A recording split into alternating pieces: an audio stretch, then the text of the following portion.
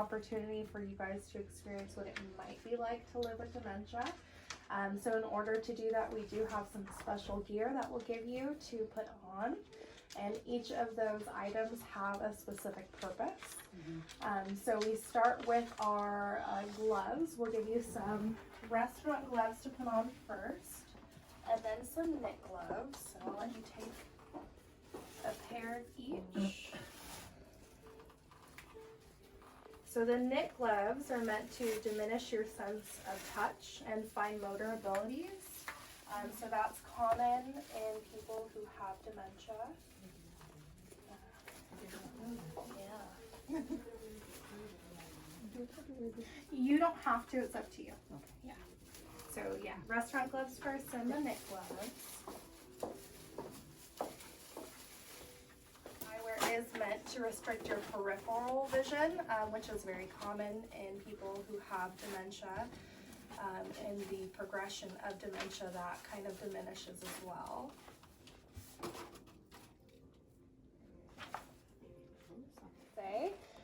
But just do your best, okay? I won't repeat what your task list is. You'll just kind of have to absorb it. Go into the experience room and try to complete your tasks.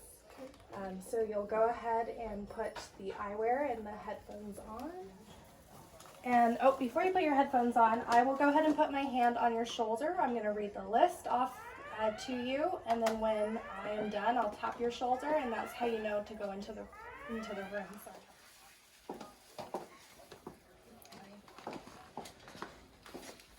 No, sorry. Buttons unfold. Count 37 cents from the coin purse. Take Tuesday noon pill. Feed the dog. Sort the cards by suit. Oh God. Write your name and address on the notepad. Tie the shoes. Put 3 puzzle pieces together. Fold 4 pillowcases and stack the measuring cups together. Oh God.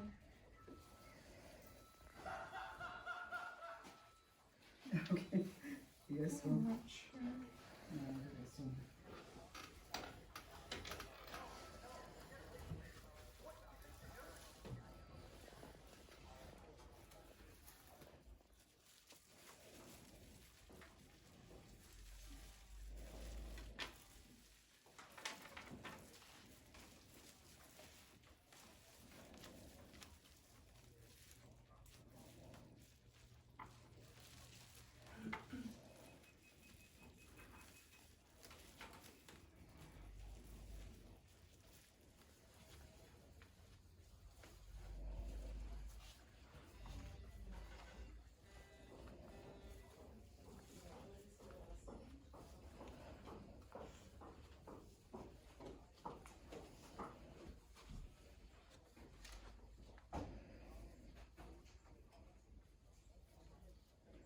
Yeah, you can go ahead and take those off too. All right, so go ahead. You can leave the headphones and the glasses and the gloves here. You can throw away the plastic gloves in the trash can. And then we're gonna head back into the library.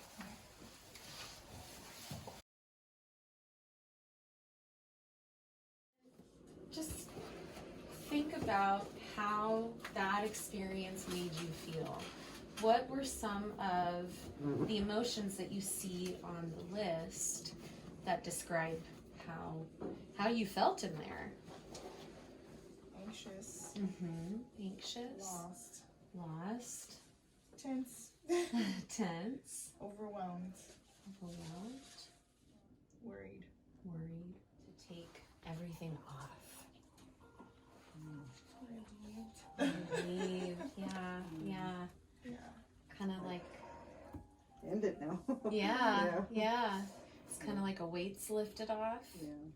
So you were in there for what, about 5 minutes, but I'm sure it felt like a lot longer. And you had the ability to take that off, but your person doesn't have that option, right?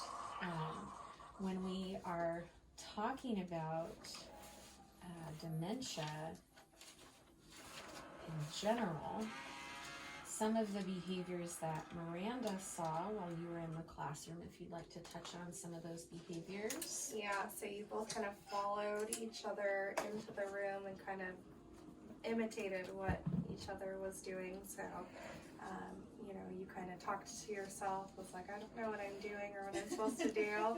And I heard the same thing from you as well. And then you both kind of just took a seat, kind of shut down, and then just rummaged through what was in front of you. So you both have similar responses to those task lists. And those are both all of those are very common behaviors that we see with individuals who are living with a form of dementia. Dementia is what we call an umbrella term, and it's used to describe a set of symptoms that we see in individuals who are living with a form, and we can see on the back of your handout what those symptoms are, poor judgment, communication issues, lack of ability to follow directions and problem solving, changes in mood and the sensory senses, behaviors, language, personality. So with dementia, we can see the symptoms present in two ways, acute and chronic. Acute would be like Miranda or myself waking up tomorrow and behaving very oddly, thinking we're 20 years in the past. That would most likely be an acute issue due to an infection, like a urinary tract or kidney infection, and could be treatable. The chronic is what we're talking about with your two situations, a progressive illness, be it Alzheimer's, Lewy body dementia, frontotemporal dementia, and those are the diseases that don't have any known cures yet. But the symptoms that we see in the acute presentation, those can get worsened for an individual living with dementia. So if somebody gets a urinary tract infection, for example, that can magnify their symptoms. So it's, keeping an eye out on that is helpful. But Alzheimer's is the most common. But we do see vascular dementia often diagnosed in those who have experienced a stroke or heart attack, where there's been a cutoff of oxygen to the brain. And we see dementia related to Parkinson's and other diagnoses that you have on your handout. And when Miranda was talking to you about those behaviors that she saw, we see those behaviors in people living with a form of dementia all the time.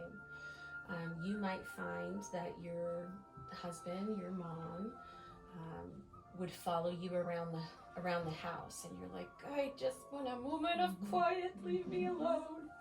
But that's kind of what you were experiencing in there. You follow each other because you think, well, that person has to know what they're doing.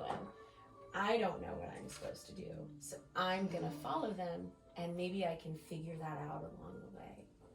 We see some self-soothing behaviors like humming, rocking back and forth and playing with hair. What you were experiencing with the disruption of your senses, hearing in particular, all of us in this room were able to kind of focus on the conversation at hand. We can filter out the music in the hallway, the phone ringing, conversations outside. When we're living with a form of dementia, it's almost like this onslaught of sound, and it becomes very difficult to figure out which is the sound I'm supposed to be focusing on. But we also see in some individuals experience auditory hallucinations, where they hear things that aren't there. In terms of your vision, that too is very purposeful. Forms of dementia impact peripheral vision. So the field of vision becomes very narrow. So it was purposeful when Miranda approached you both from the front to tell you to take off your headphones and your glasses. If we had come up behind you, that would have been a startled response because you wouldn't have been able to see us. And then the tactile gloves impact or the cotton gloves impact your tactile sensation. So you can't feel things as easily. So that's when we see accidents like burns because you go to grab for something that's too hot. It takes too long for that impulse to get to the brain and process that information. But also, on the other hand of that too, is how dementia impacts the judgment part of our brain. So, so much of what we do, when we have a healthy brain, we have a lot of judgment calls every day, a lot of stepwise or directional activities, lots of communication, discernment of body language, and all of that is impacted significantly when we are living with a form of dementia.